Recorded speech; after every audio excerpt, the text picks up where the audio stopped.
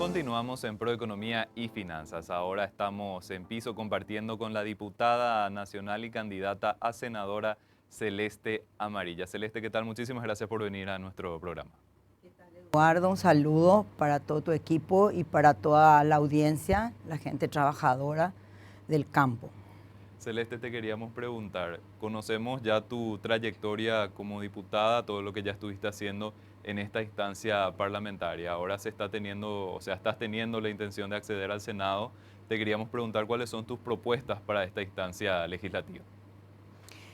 Bueno, me gustaría que esta realmente sea un periodo, una etapa donde yo pueda demostrar mi capacidad legislativa.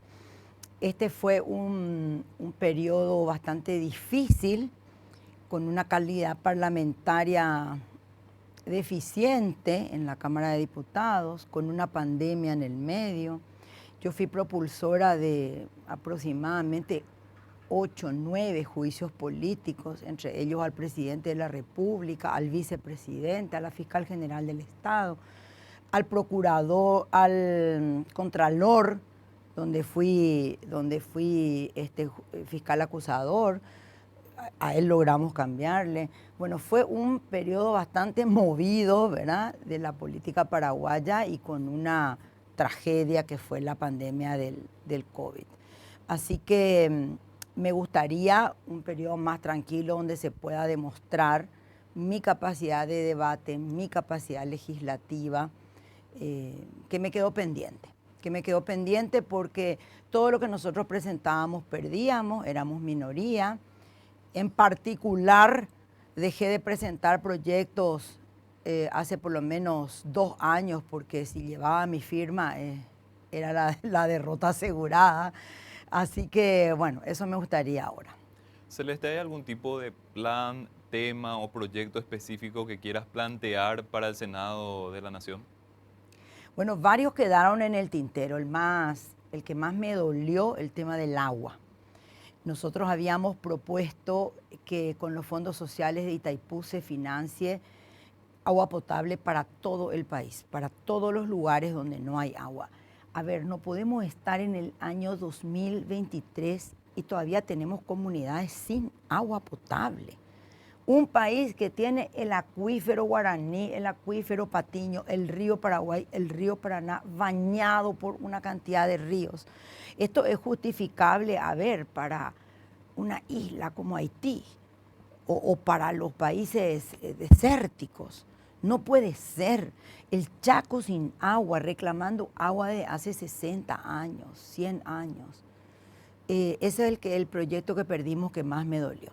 No puedo creer, hasta ahora no puedo entender por qué votaron en contra de ese proyecto.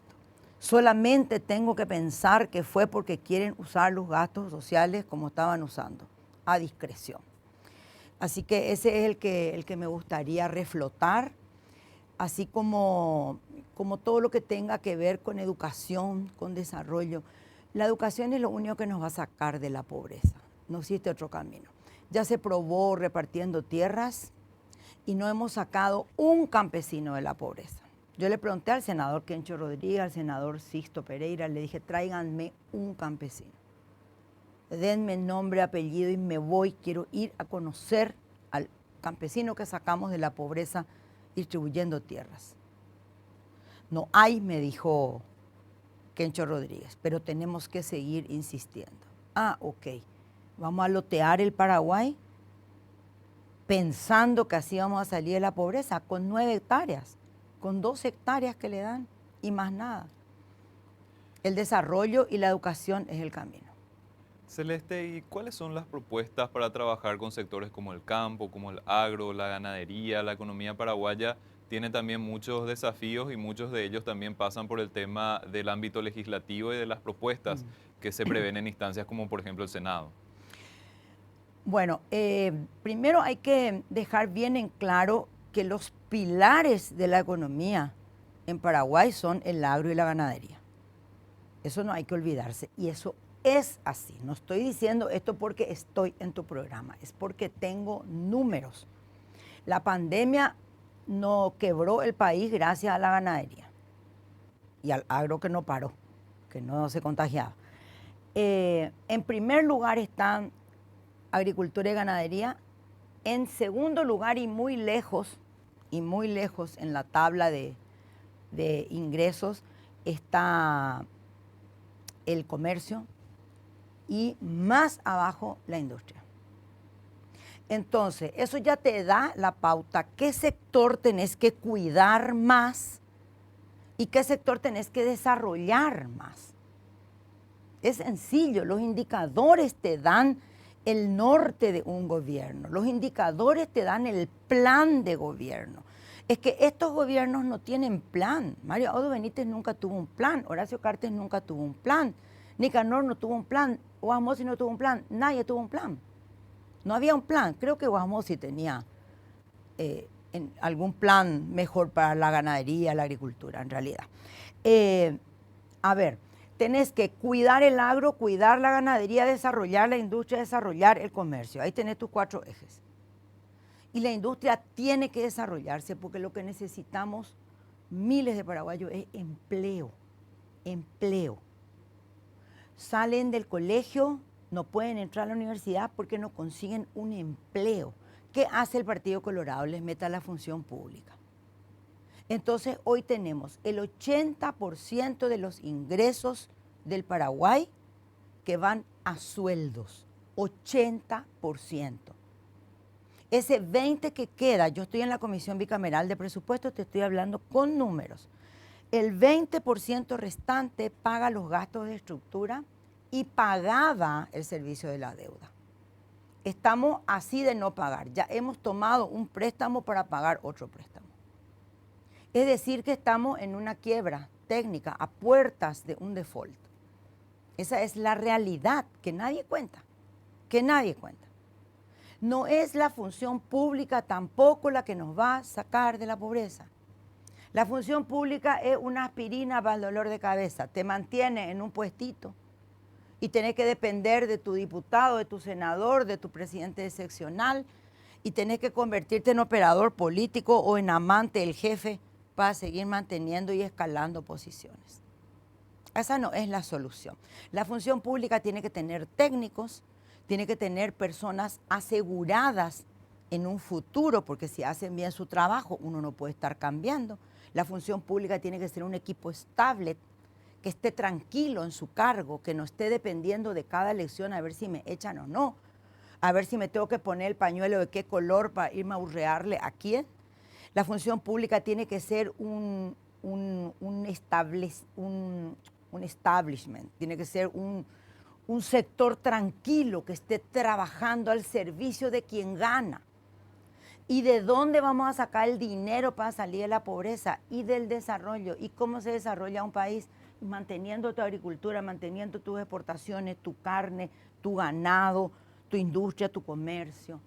Hay que abrir el mercado con Taiwán, con China. Con China, y Taiwán tiene que entender que nosotros no somos su voto barato como nos tienen hasta hoy. Taiwán tiene que entender que con los software que nos manda, que con las orquídeas y los viajes en primera, Paraguay no va a salir adelante. Paraguay va a salir adelante si logra colocar sus productos en el mundo. Y hoy el mundo le está vendiendo a China, que es una potencia que tiene no sé cuántos millones de habitantes, que Paraguay no va a producir toda la carne que come un estado de China en la vida. Entonces necesitamos ese mercado, necesitamos que la gente entienda y no mientan con el tema de la soja. La soja es un renglón importantísimo. Necesitamos que la gente entienda que no es que tenés que grabar el agro y la ganadería, tenés que grabar el contrabando, tenés que grabar el cigarrillo, que no hemos podido jamás grabar porque era el negocio de Cartes. Y bueno, no hay recetas, hay sentido común y saber lo que el Paraguay tiene y lo que el Paraguay necesita. Celeste, tocaste también un tema muy importante que es el presupuesto. Cuando hablamos del presupuesto general de la nación, siempre hay cierto conflicto, críticas también por parte del sector privado respecto a la calidad del gasto, cómo se gasta mucho de los ingresos que tiene el Estado y evidentemente el Congreso es clave dentro del tratamiento del presupuesto. ¿Cuál es tu visión respecto a nuestro PGN y cómo estamos avanzando con ese tema? Mira, si algo de bueno tuvo la pandemia fue que pudimos recortar un montón de cosas. Nos animaron a defender viajes, arreglos de flores, bocaditos, etcétera. Si algo se puede decir que fue bueno en la pandemia fue eso, ¿verdad?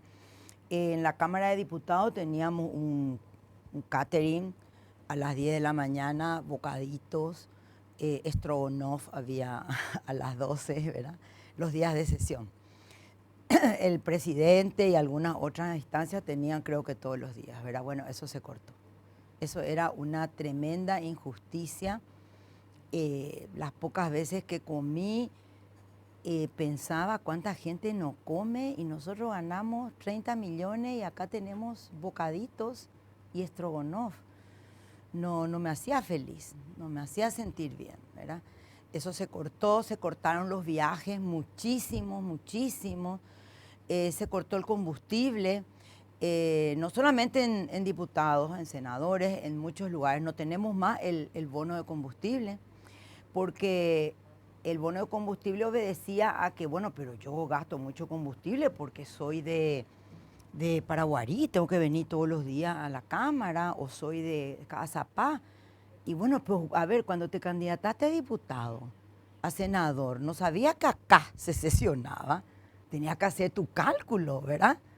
O sea, vos no le podés pedir a tu empresa que te pague tu combustible porque querés vivir en Areguá.